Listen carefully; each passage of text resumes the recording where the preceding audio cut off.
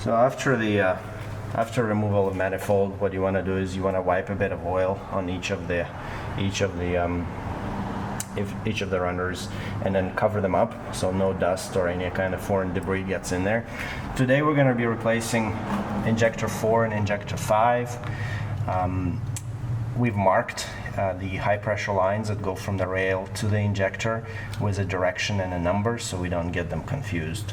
So that's important. At the same time here, if you're testing injectors, you can actually test them for resistance. On each of the injector, you can unplug each of the injector and test resistance between the plugs. It should be 181 kilo ohms plus minus 10. That's the spec. And also it should be 0 resistance between each pin and the body or ground or engine. So you could test that as well, and then that will tell you if injectors are good electrically for the piezo. These are piezo injectors on this model year. If they're good that way, you could also check back leakage. There's YouTube videos on how to do that, so you can pop each of the leakage line connections. We'll show you how to do that next, and then you can test all 6 injectors and see how they perform. Okay, so we actually vacuumed around here because there's a lot of sand and fine particles get around, so it'll be prudent before you remove injectors to just kind of vacuum the area, make sure it's ultra clean. And then this is 17 millimeters, so we're going to remove these high pressure lines from number 5, number 4. They're also not very tight, so they're about 30 pounds or so. This one was quite loose, so just make sure that you keep things very clean. Injectors were already disconnected when we tested them, so just a clip there. So we disconnected most of them. So we're actually gonna remove the leakage line. So just stick a small screwdriver here up in the top, pry it a little bit, and then you can take the bigger one and then keep going.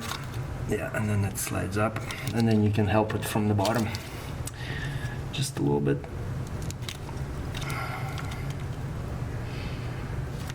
Like that. Oh, there we go. And it pulls the whole thing up. Sometimes the cap comes off because this whole white part slides up, so you could see where it's sliding up. You can help it a little bit with a small screwdriver, or you can just try to pry it up from up top, and then just be very careful. It's plastic, could be quite brittle. Yeah, there you go, the top one came off. So what's important is that this space here, like if I can show here, this space here, this comes up all the way to the top to this black handle. Okay, and then to remove it, you just grab the whole thing and you just pull it up. There's like claw feet like this. You can see it just splits up. Sometimes it's easier to remove more of them because you can't remove the injector sometimes, right? You can't put the slide hammer, so I might take number 6 again off, because actually no, it pries up quite well. So it just on this one was tight because it was in between. Once we have the leakage line removed, it's a little bit easier to then maneuver your wrench in there. But same thing, just be aware of the actual line on the injector. It's like a little standoff, so make sure you don't damage that, otherwise your injector will be damaged. That's if you're removing them, of course, not to replace, if you're just gonna test them or whatever. But if you're gonna remove them to throw out, then it doesn't matter. Okay, and then this is your high pressure line, just comes up like that. Make sure it's ultra clean. Then I would suggest that either cap offs or put the towel on it, paper towel, and just probably good to have lint-free cloth. Move the high pressure lines, and it's actually good to have caps. We had silicone caps for the leakage line, but we didn't have one for the mainline injector, so you just gotta be careful and maybe drain it after you pull it out if you're going to be replacing it, or if they're going to be testing it, they'll clean it out for you. So these are 8mm nuts on here, so they're also not very tight.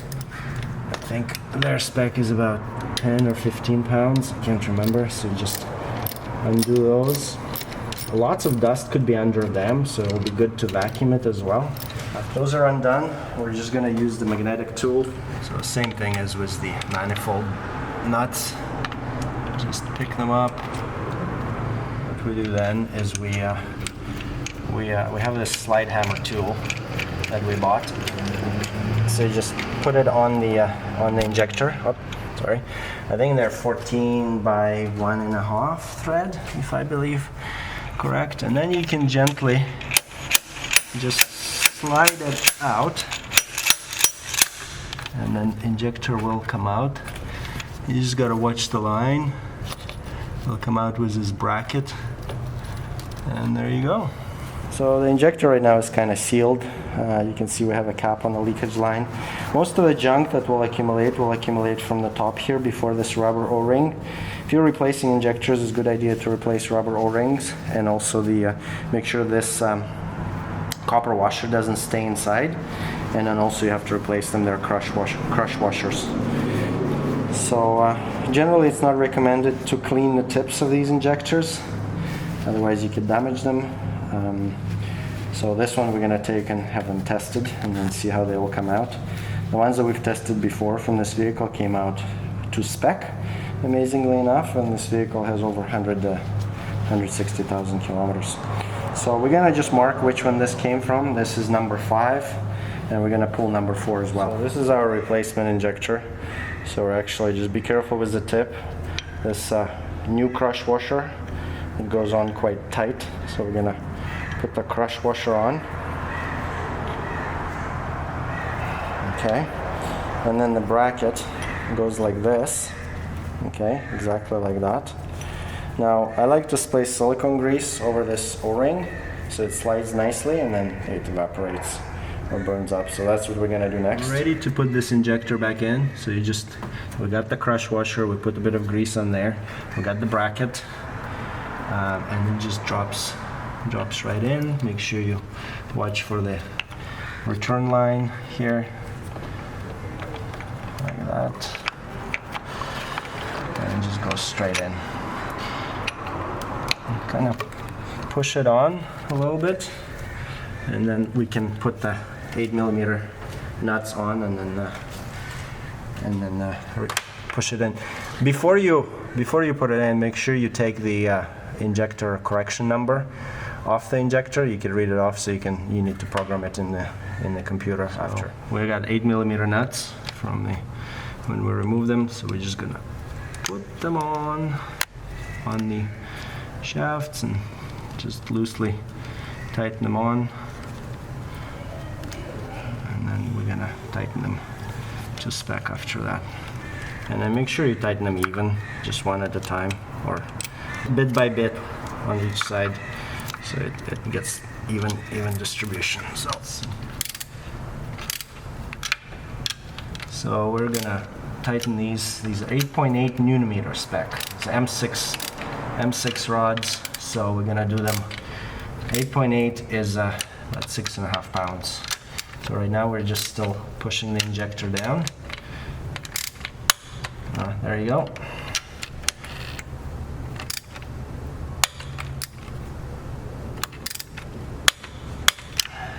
That's to spec. Now we're gonna put the line back on.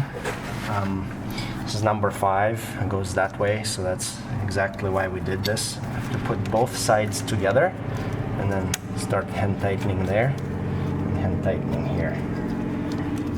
So this line's gonna get torqued to 23 Newton meters. I don't know what the conversion is, probably about 18 pounds, 15 pounds. We don't have a torque wrench for this, so we're just gonna gently do it by hand. But if you have a torque wrench, feel free. Okay, and then we're gonna remove this sticker now as well, so we know exactly which way we put it. We didn't confuse the matter. So we have replaced 2 injectors now, number 5 and number 4. Point to note is that when we're pulling injector number 4, we actually broke one of these plastic connections here on one of the nipples. So a word of advice is to take the whole leakage line off, all 6 of the connectors, It's not expensive to replace, about $250 or $200, depends where you buy it from, but it certainly slows you for a day or so. Anyway, so now we're ready to connect all 6 back to the nipples on the return line of each injector, and then put everything back together. Good idea is to use a bit of silicone grease on the O-rings, and when you're putting the connector back on, just be careful until it clicks, and then that, just like that. It's fairly easy.